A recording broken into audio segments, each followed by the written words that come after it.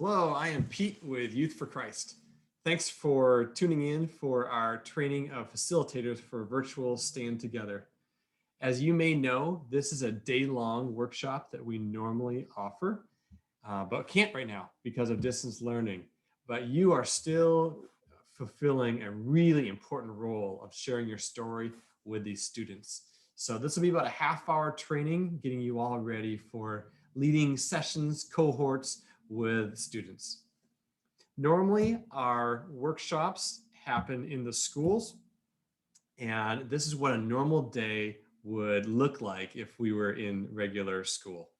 Why do we hide ourselves inside our different shells? Live someone else's truth, sing someone else's tune. Why are we so obsessed with trying to be perfect? When will we understand? When will we understand? We belong here, we belong together. We belong here, we belong together. We belong here, we belong together. Don't it feel like we belong? Time and let go. Even when the darkness falls, when we shine like stars in the night. Don't it feel like we belong? Wow, we sure miss those days, and we will get back to them at some point in the future. But right now, with distance learning, we cannot do, of course, our day-long anti-bully workshops, the Stand Together for junior high, or the Point Break workshops for high school. So we have talked to all the schools and let them know that we still want to come alongside and help their students. You know, this is a time where there's actually even more need for care with mental, social help for students. The Loma Junior High is interested in having us provide this for all of their seventh graders. And I was getting geared up to do it for maybe 30 students or maybe a couple groups of 30 students. But they came back and they said, will you do it for all of our seventh graders? And this fall, right now, when I asked them why they were so urgent, this is what their vice principal said to me. He said, given the current climate our students are facing with distance learning, COVID, et cetera, we know that there are countless students who are desperately needing the social emotional support related to problem solving skills, compassion, resiliency, etc. We want to reach as many students as possible in the shortest amount of time as possible. So after taking some time to think about it and praying about it, we decided to go for it. That we are going to provide Stand Together, virtual Stand Together for all 240 students in their seventh grade class between October 14th and December 16th. In some ways, it's going to be the same, but in other ways, it's going to be different. Normally, when we are doing our workshops, they're in person in a gym. This is going to actually be in Zoom and right in their homes where they are doing their distance learning. Normally, it's for a full school day. This instead is going to be broken up into three shorter segments, 3 45-minute segments.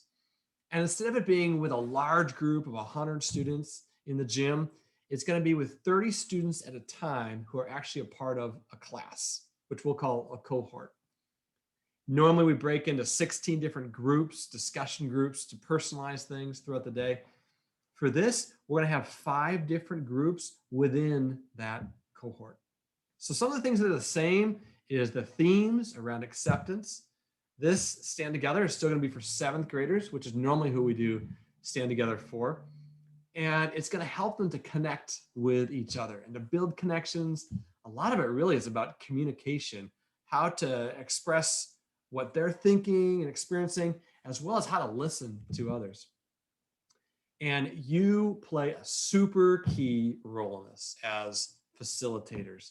That's what makes it personal, that they can see and believe you in what you're talking about with this. And it's what helps them to really personalize it, to talk about their own experiences and their own commitments to be connected with others. But you also play a very key role in referrals back to the school with counseling. I heard on the news just this last couple of days that during this time, there are a lot less reports to social services from the schools because of what's happening with distance learning. And our goal isn't to have a lot of reports, but our goal is to care for students. And many times during Stand Together, we see students that may be in an abusive situation, or they may just need a counselor to talk through some tough stuff that they're going through. So you're going to have an opportunity to help students get more help as needed. When you show up to do a 1 hour session with us, we just ask that you'd have a notepad there that you'll be able to write down the names of the students in your group and any notes as you're getting to know them, even something fun they say or something you want to remember about them, you can write that down there.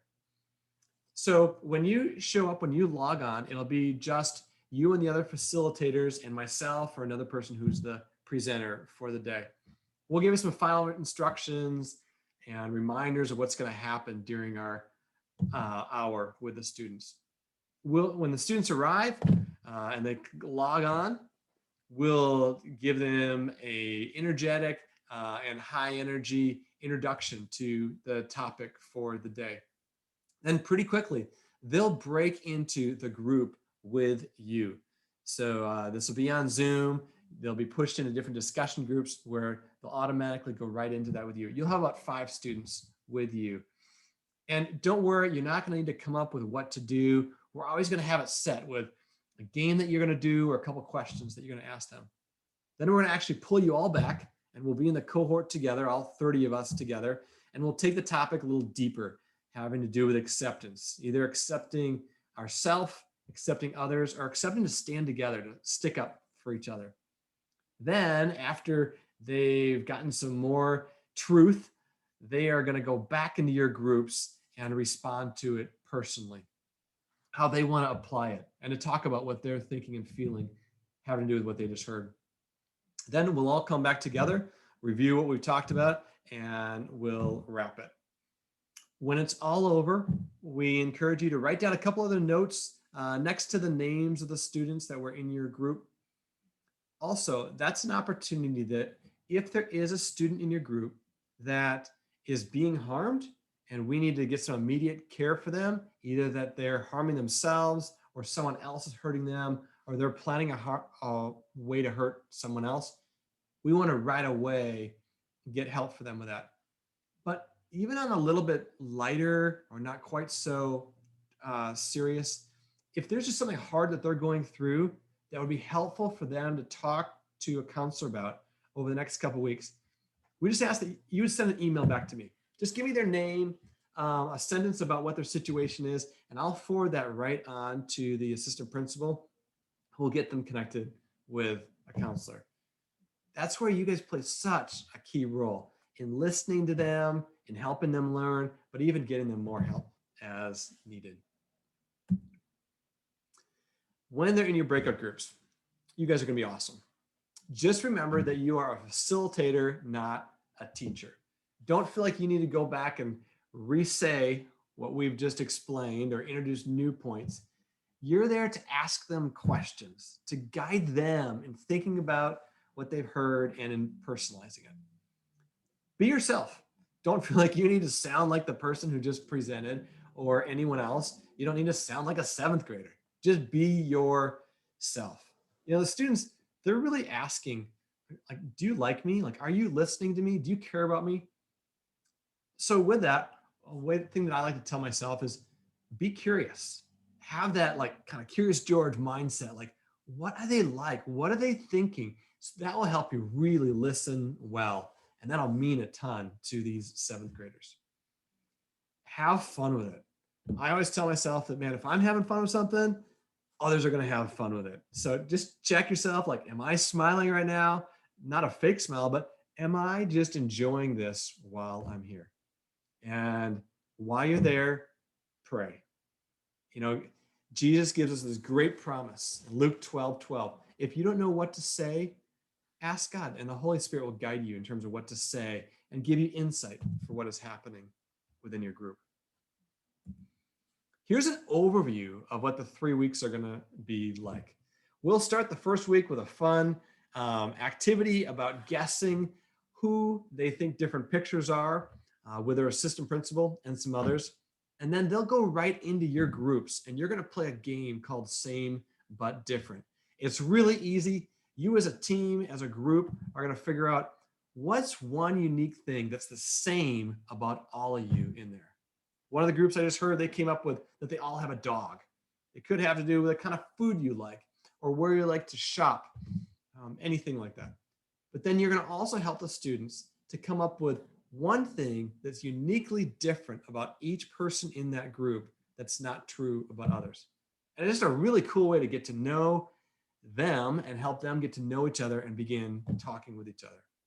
We'll then bring them back together and talk about some things that they're probably surprised about, that we all tend to compare ourselves to others. The problem with that is that when we're comparing, we are feeling that we are not good enough. And we know there's a lot of dangerous things that can come out of that with that insecurity. They're going to go back into your groups, and there's a time for you to really help them determine what is unique about them. So this story acronym that they're going to do is that they're each going to come up with what's one strength they have. The T is what's a person who's on their team. It could be a parent or maybe a friend that really sticks up for them. The O is just honestly, what's an obstacle that they have to deal with? Maybe it's something that happened when they were in sixth grade, or a circumstance within their family.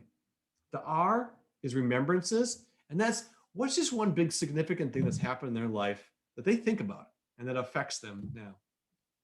And the Y is their yearnings. That's their dreams, or maybe a goal that they have for this year, or what they want to be when they grow up. That's week 1. We're going to pack all that into one 45-minute session. Week 2, we're going to start by talking about volcanoes and how powerful they are. They're beautiful, but they're destructive. And we're going to send them into your discussion groups where they're going to talk about, do they tend to, when they're hurt or something hard happens, do they tend to explode, that they react outwardly, they yell at others, or they hit something? Or do each of them tend to implode, of being quiet, shutting down, getting away from others? Then they're going to come back together. And this is something that we normally do during Stand Together in about the middle of the day. And one of the leaders is going to share a story about themselves, where they're going to be honest about some hard situations that they went through while they were growing up, maybe close to when they were a 7th grader or in junior high. They're not going to turn it on students, and they kind of freak out at first, like, what? We're going to share our story, but we're going to do it in a way where we are going to describe a bunch of different situations, and with their Zoom, they are just going to indicate if it's true of them, and if it's not true of them, they're going to indicate that they're just listening to others. That's the Stand Together circle, which is similar to Cross the Line if you've ever done Point Break. It's very powerful. So week 2 is going to end with going into your groups and just talking about your responses to that. What did you notice? What did you learn? How do you maybe want to be different because of what you saw and heard during the Stand Together circle? Week 3, this is actually going to be kind of a wrap up of what they have learned over their 3 sessions. If you haven't picked up on this yet, each of these sessions happens every 3 weeks. So by the time we get to week 3, they've been doing this for 9 weeks. So we're going to do a fun Kahoot review game, and then throw them into your groups, and you're going to brainstorm together who are helpful people and helpful places that you can go to when something hard happens. Places that you could refer a friend to, or that you yourself could go to when you need help. Then we're going to come back together and we're going to hit the golden rule. I'm sure you know what the golden rule is, but it's amazing how many students don't know or haven't remembered about that being of just remember to treat others the way you want to be treated. So we give them some chance to go back into their groups and to talk about how can you help others out the way you'd want to be helped. The basic question is, what's something that we can do or say when someone is feeling pain? Talk about that in your groups together. We're going to come back week 3, wrap up, look at the whole thing, and kind of have a group share time within the cohort of what did they like, what did they learn, and what's one way that they want to live these things out. So you can see this is all wrapped up around accepting. Week 1 of accepting yourself. Week 2, accepting others and supporting them, listening to them. And week 3, accepting to stand together. I just found a great video that we're going to use, and I want to show it to you. It might help you get motivated for what we're going to be doing. It's been said that the greatest disease affecting humanity is that feeling of I am not enough. The feeling of I am not enough can only exist by comparing yourself to another and living your life by expectations that aren't your own. Comparison is the thief of joy. If you want to use a great person to measure where you are in life and where you can be, sure, there's not a lot wrong with that. But don't be attached to the result. The only result you should be attached to is the result of you being better than you were yesterday, last week, last month, 1 year ago. Set your own goals based on what you want to achieve, not what the next door neighbor has, or the need to outdo a friend or a family member. Everyone is different and everyone can win. You will never win if you have your eyes on another person. You win your race by focusing on your own finish line. You win in life by being happy for others winning their race. And you giving your heart and soul to win your own race. It's you versus you. The battle is won or lost in your own mind. Comparing yourself to another is an insult to who you are. It's an insult to who you're going to be. You are better than that. You are unique, and that will always be your greatest power. That will always be what separates you from the rest. So be you. Focus on you. Focus on growing you, developing you, mastering your strengths, winning your own race. If others win their race, great. We are all here to win. And the moment you support others, support will come back to you. Don't go out to prove them wrong. Get out there and prove yourself right.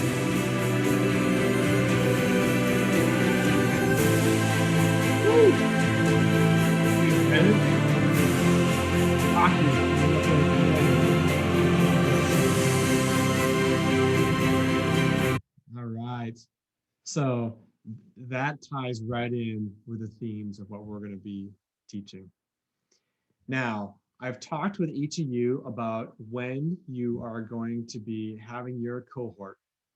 And so you'll see in this first column here on the left, all of these start on October 14th, but then they come up 2 more times on November 4th and December 2nd, happening at 9, 10, and at 12. That's the time that you log in to Zoom and it will begin. Again, we'll have about 5 or 10 minutes before students show up just to check in with each other. Now, on October 14th, the school has a modified schedule.